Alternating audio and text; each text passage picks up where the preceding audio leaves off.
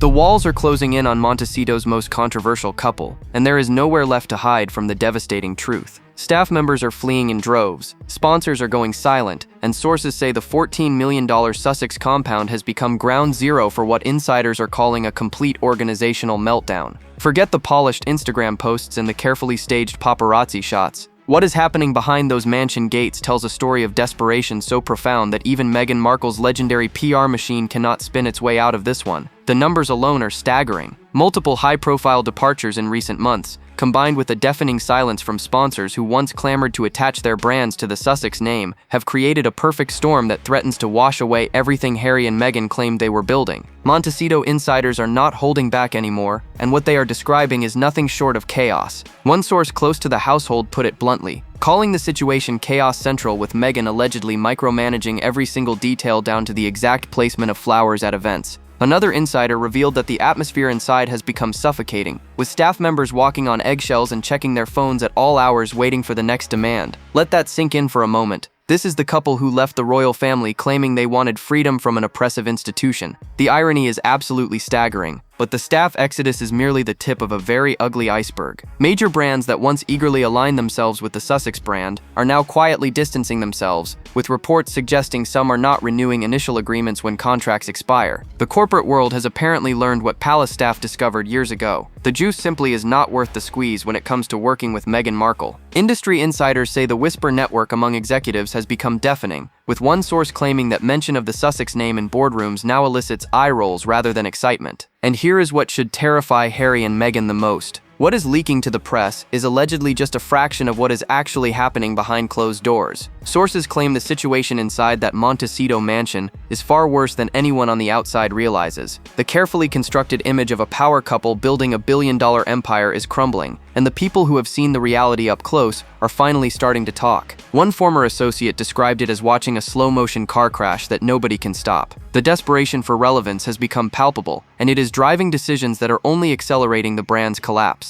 Remember when the Sussex departure from the royal family was supposed to herald the dawn of a new era in celebrity power coupling? The year was 2020, and Harry and Meghan had just shocked the world by walking away from their royal duties to pursue what they called financial independence. The $14 million Montecito mansion was purchased as command central for what was supposed to become a billion-dollar brand empire. Netflix had reportedly handed them a $100 million deal. Spotify was throwing tens of millions more at them. The world, it seemed, was quite literally their oyster. Fast forward to 2025, and the contrast between those breathless promises and the current reality is nothing short of brutal. The Spotify deal is dead, terminated after producing minimal content and maximum drama. The Netflix arrangement has yielded far less than the flashy headlines initially suggested, with sources claiming executives are growing increasingly frustrated with the lack of deliverables. The global domination that was supposed to follow their royal exit has instead become a cautionary tale about what happens when ambition exceeds ability. One entertainment industry insider put it perfectly, saying they promised the moon and delivered a handful of dirt. The nickname Duchess Difficult is not new, but it has resurfaced with renewed vigor among industry professionals who have had the misfortune of working with the Sussexes. Sources say the moniker, which first emerged during Meghan's brief stint as a working royal, has now become something of a running joke in Hollywood circles. One publicist who spoke on condition of anonymity revealed that the reputation precedes every meeting, every pitch, every potential collaboration. The goodwill that once existed, the benefit of the doubt that was once extended, has completely evaporated. Let us be brutally honest here about what we are witnessing. The central question that every royal watcher, every entertainment journalist, every casual observer is now asking is whether Meghan's desperation for relevance is actually accelerating the very collapse she is trying to prevent. Each attention-grabbing move, each strategic leak, each carefully timed announcement seems designed to remind the world that she still matters. But the effect has been the opposite. Instead of demonstrating strength, these tactics are revealing weakness. Instead of inspiring confidence, they are confirming every negative assumption. And the staff departures tell a story far more damaging than any tabloid headline ever could.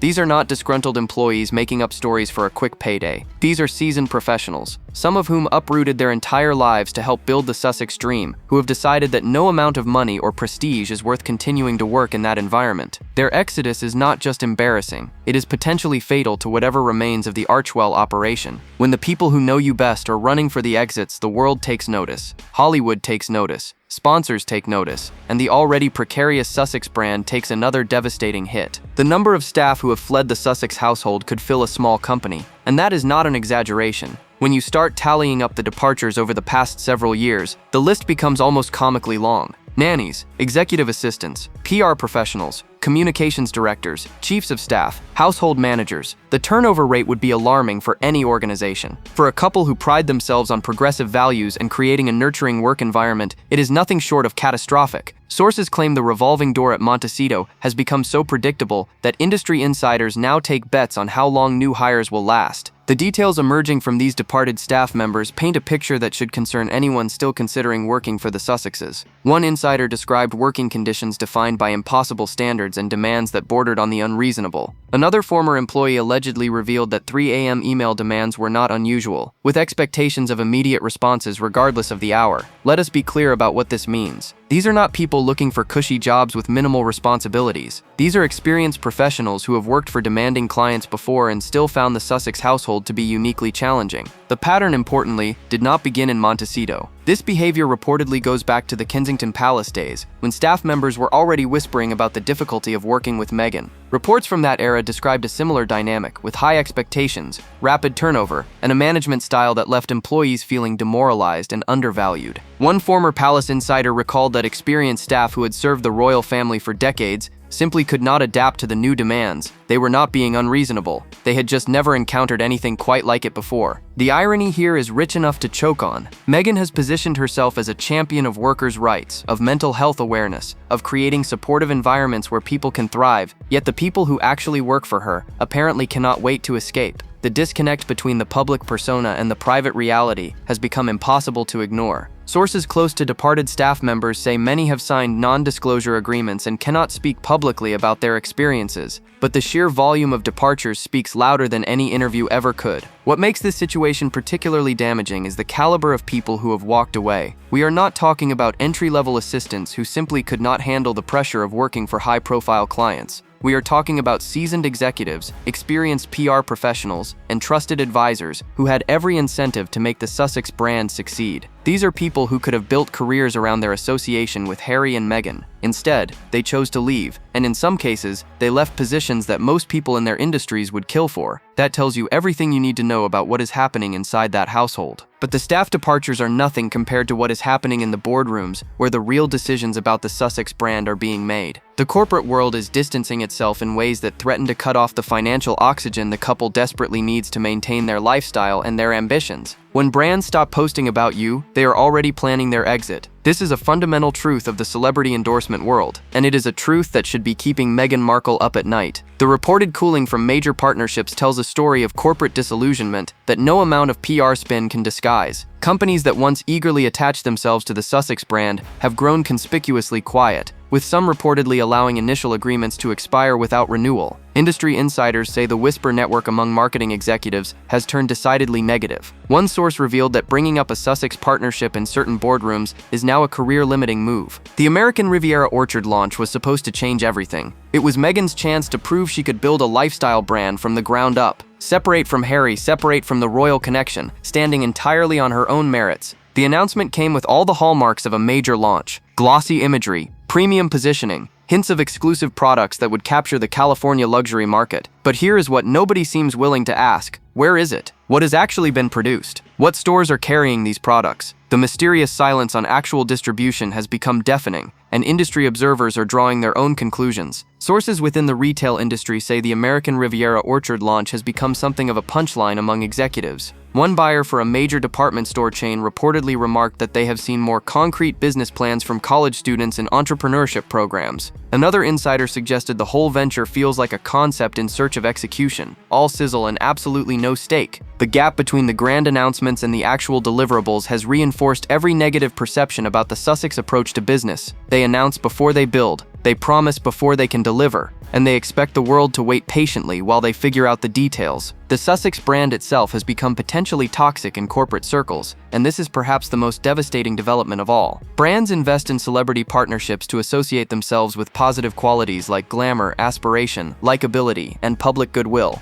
The Sussexes, particularly Meghan, have seen their public perception shift dramatically in recent years, especially in the United Kingdom but increasingly in the United States as well. Companies are asking themselves whether the attention that comes with a Sussex partnership is worth the controversy that inevitably follows. For most, the answer is increasingly no. Let us be honest about what this means for the Sussex financial situation. The couple reportedly has significant monthly expenses, including mortgage payments on their massive estate, security costs, staff salaries for whoever remains, travel, and the general cost of maintaining a lifestyle befitting a prince and his wife. The Netflix deal, whatever it ultimately pays out, will not last forever. The Spotify money is gone, and if brands continue to distance themselves, the revenue streams dry up while the expenses remain constant. This is not sustainable mathematics. Yet Meghan's response to this crisis reveals everything about her strategy for clawing her way back to relevance. Rather than stepping back, reassessing, and perhaps adopting a lower profile while rebuilding relationships, sources say she is doubling down on exactly the tactics that created this situation in the first place. The desperation has become a feedback loop, driving increasingly aggressive moves that only confirm the worst suspicions of potential partners. Sources say Meghan sees the cooking show as her last chance at mainstream relevance, and the pressure surrounding this upcoming Netflix lifestyle series has reportedly become intense. This is not just another project in the Sussex portfolio. This is positioned as a make-or-break moment, a chance to prove that Meghan can carry a show on her own, connect with audiences, and justify the enormous investment Netflix made in the couple back in 2020. The stakes could not be higher, and insiders say the behind-the-scenes tensions reflect just how much is riding on this production. The contrast between the original $100 million Netflix deal and what the Sussexes have actually delivered is stark enough to make executives wince. When the streaming giant signed Harry and Meghan, the expectation was for a steady stream of premium content. What they got instead was a documentary series that generated headlines but mixed reviews, a docu-series from Harry about the Invictus Games, and precious little else that has moved the needle in terms of subscriber retention or critical acclaim. One entertainment industry source described the situation bluntly, saying Netflix paid for a Rolls-Royce and received a vehicle that barely runs. The cooking show represents Meghan's attempt to reinvent herself as a lifestyle guru in the mold of Martha Stewart or Gwyneth Paltrow. It is a natural move on paper. She has the aesthetic sensibility, the California lifestyle, the mansion that photographs beautifully, but the execution reportedly has been troubled from the start. Sources claim there have been tensions with production staff over creative direction, disputes about how Meghan should be portrayed, and concerns about whether audiences will connect with her on-screen persona. Let me translate what that means in plain English. Even the people being paid to make her look good are struggling to find an angle that works. Netflix executives' patience is reportedly wearing dangerously thin, and this should concern anyone who depends on the Sussex brand for their livelihood. Streaming services operate on brutal economics. Content must perform, must generate buzz, must justify its cost through subscriber engagement. The Sussexes have not delivered on these metrics in any meaningful way. One industry analyst put it bluntly, saying that if the cooking show does not perform, it is difficult to see how Netflix justifies continuing the relationship. The financial realities of the streaming business do not care about royal titles or progressive credentials. The timing of this potential reckoning could not be worse for the couple. They have positioned themselves as content creators, as media moguls in the making, as the next evolution of celebrity entrepreneurship. If Netflix decides to part ways or even to significantly reduce their involvement, it sends a signal to every other potential partner in Hollywood.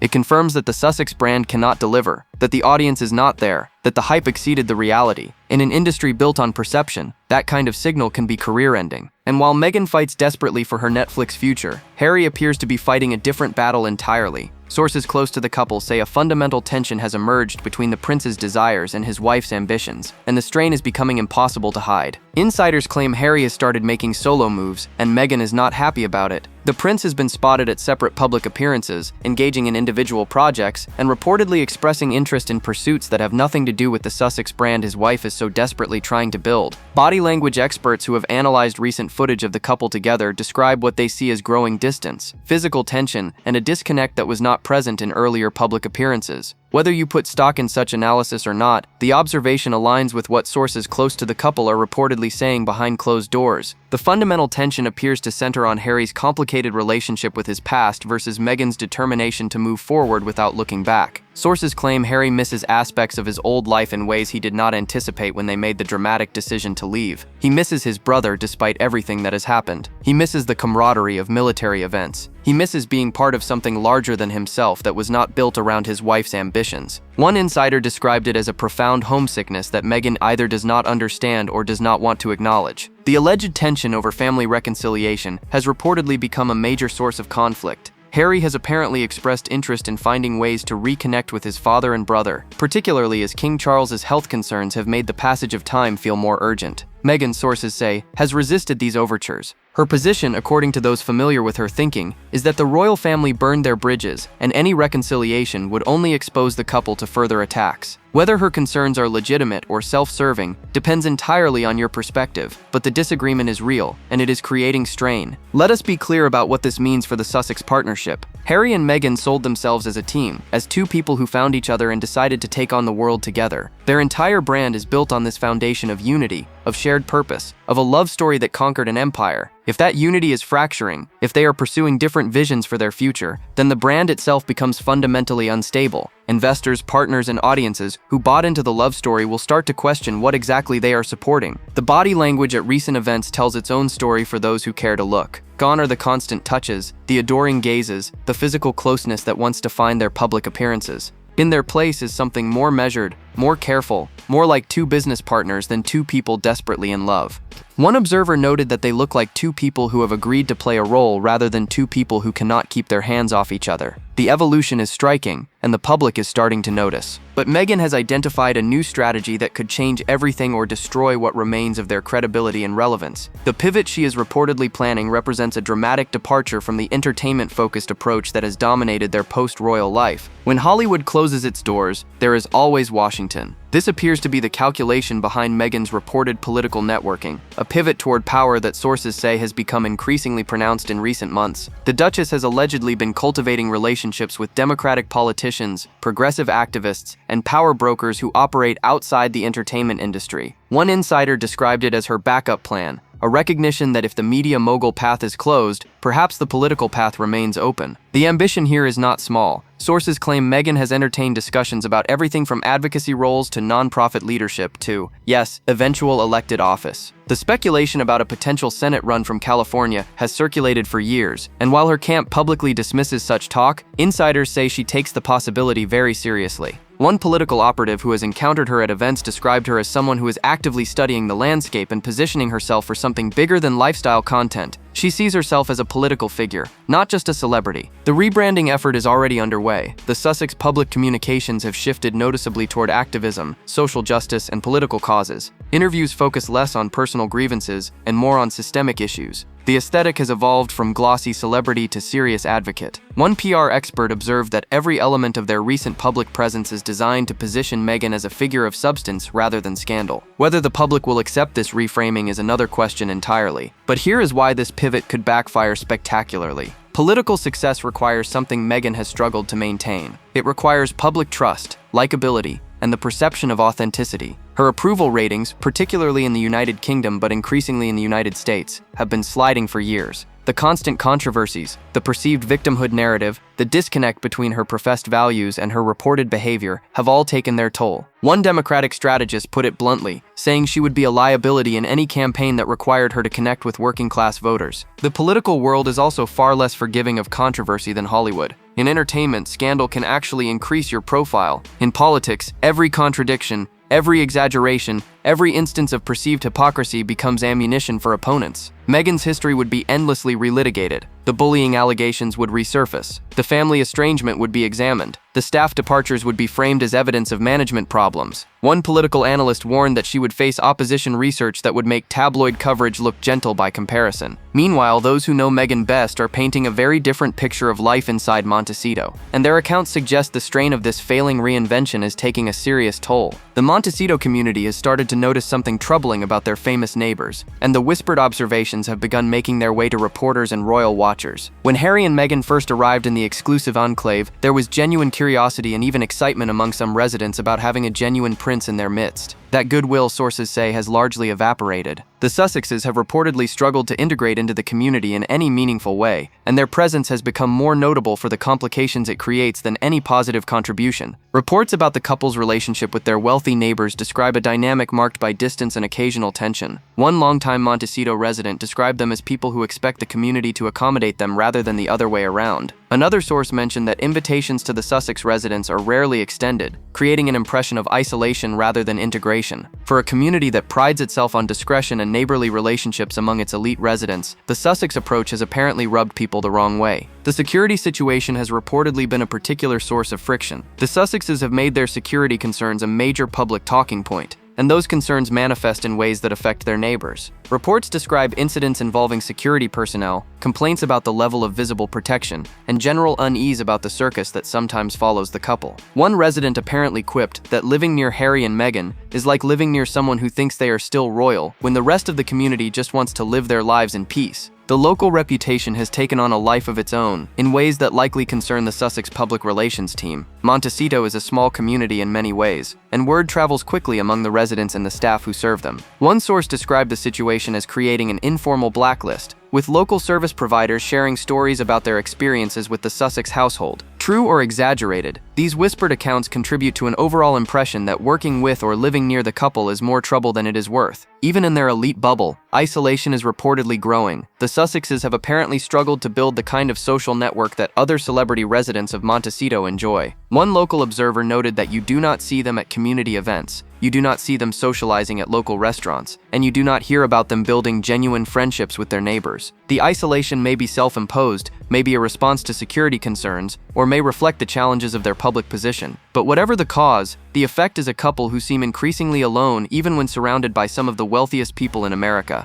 And the psychological toll of this mounting pressure, the failing businesses, the staff departures, the sponsor silence, the community isolation, may be showing in alarming ways. When relevance slips away, the tactics become increasingly erratic. This is a pattern that psychological experts have observed in public figures facing the terrifying prospect of fading from public consciousness. The behavior becomes more attention-seeking. The announcements become more dramatic. The willingness to court controversy increases as the desperation for any coverage, even negative coverage, overwhelms strategic thinking. Sources say this pattern has become evident in the Sussex approach to public relations, and it is accelerating their decline rather than reversing it. The strategic media leaks have become almost predictable in their timing. Whenever a negative story threatens to dominate coverage, a conveniently timed counterstory emerges. Whenever a royal event generates positive headlines for the institution Harry and Meghan left behind, some announcement or revelation draws attention back to the Sussexes. One media analyst described it as a transparent desperation for relevance that has become almost sad to watch. They cannot bear to be out of the conversation, even when being in the conversation means generating more criticism. Psychological experts who have commented on celebrity behavior without specifically diagnosing anyone have noted that the fear of irrelevance can drive increasingly problematic decisions. The need for attention becomes compulsive. The ability to accurately assess public perception becomes impaired.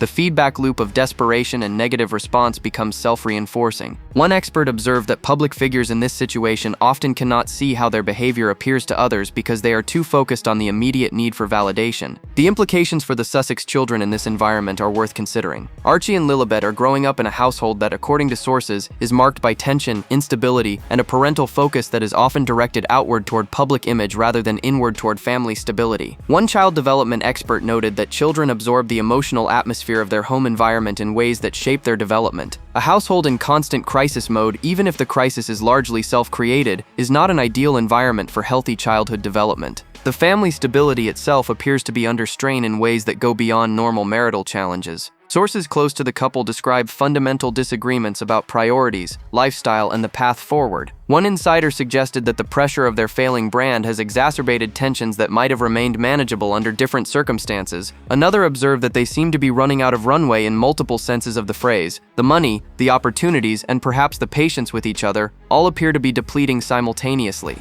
Which brings us to the question everyone is asking about the Sussex future. Can this ship be righted, or has it already taken on too much water to stay afloat? The perfect storm surrounding Harry and Meghan has reached a critical intensity. Staff members have fled in numbers that would doom any normal organization. Sponsors are distancing themselves with a speed that suggests coordinated decision-making rather than coincidental timing. The marriage strain has become visible enough that even casual observers are commenting on the change in dynamic, and the relevance they so desperately crave continues to slip away despite increasingly frantic efforts to capture public attention. This is not a temporary setback or a rough patch that will naturally resolve. This is a fundamental crisis that threatens everything they claim to be building. The two possible futures for the Sussex brand could not be more different. The optimistic scenario requires a dramatic reinvention that few observers believe is likely. It would require Meghan to fundamentally reconsider her approach, to accept criticism rather than deflecting it, to deliver on promises rather than simply making them, and to rebuild relationships that have been damaged by years of defensive posturing. It would require Harry to find peace with his family situation rather than continuing to relitigate old grievances. It would require both of them to accept that they are not victims but architects of their own circumstance. The pessimistic scenario, which industry insiders increasingly view as more probable, involves a slow but steady collapse of everything they have attempted to build. The Netflix relationship ends or becomes significantly reduced. The American Riviera Orchard venture quietly fades without ever achieving meaningful market presence. The speaking engagements become less prestigious and less lucrative.